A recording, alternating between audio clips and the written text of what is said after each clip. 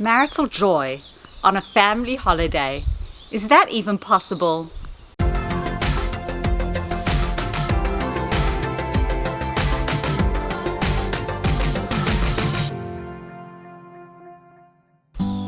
The whole year long, we wait for and count down to the holiday season. We've booked our accommodation well in advance, or not. When the ho-hum of work life gets too much, we daydream about blue seas and white sand. Finally, you finish up at the office, pack up and all pile into the car. And before you know it, the tension begins to rise. There's bickering and fighting. The kids are fighting with each other. You're raising your voice. You and your spouse, well, you act in ways that you wouldn't be proud of. Often holidays tend to be much more stressful than our orderly, predictable home life. Because of the heightened stress and lack of order, we tend to show our ugly side much more frequently and at the drop of a hat. Life is busy and we all work so hard throughout the year that often you and your spouse are two ships passing in the night.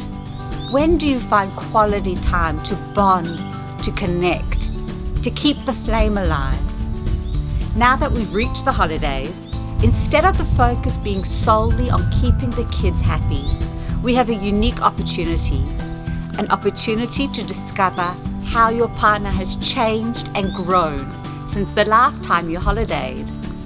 An opportunity to invest in this most important and sacred relationship so that when the kids do fly the nest, we don't end up with two people who no longer know each other.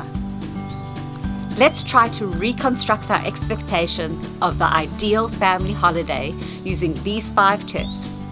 Tip 1. Use these holidays as an opportunity to show honor and respect to your partner by allowing for different ways of doing things. I like to pack light. He likes to take everything but the kitchen sink. Where can you let go, realizing that there's no one way that is the right way? Tip 2. Create trust and security. Have faith in adventure, the ups as well as the downs. Be courteous. Look each other in the eye. Remember to say please, thank you, and I'm sorry. Make a financial plan for your spending and stick to it. That's how we show respect. Tip 3. Plan your days according to the following priorities. First, sit down together and choose an activity that you want to do alone. We recognize that we are different people with different needs and wants. He might want to go out for a jog at sunrise or spend an hour catching up with a friend. She may want to spend some kid-free time going for a massage or to read a book. You take the reins during these hours to ensure that both you and your spouse have this important self-care time. Next, you choose an activity that you'd like to do as a couple. A date a day. The kids can be around for some of this, but the message is clear. This is mommy and daddy time. Do not disturb. And only then, once you've carved out these sacred few hours, decide what the family will do together that day. You'll find that everyone gets their needs met, and the holiday will be a time for all relationships to thrive. Tip 4. Instead of feeling guilty that we sometimes bring our work with us on holidays, understand that we live in the 21st century. Carve out guilt-free work time for those work calls so you can relax and be present the rest of the day. And tip number 5, make your beloved the focus of your lens. Take photos not only of the kids but of your spouse. Show you care through those small acts of love. Hold hands, give each other a back rub, buy your spouse a little trinket, or write a note of appreciation. When we remove the immediate focus from our children and place it on the parents' relationship, we achieve a few critical things.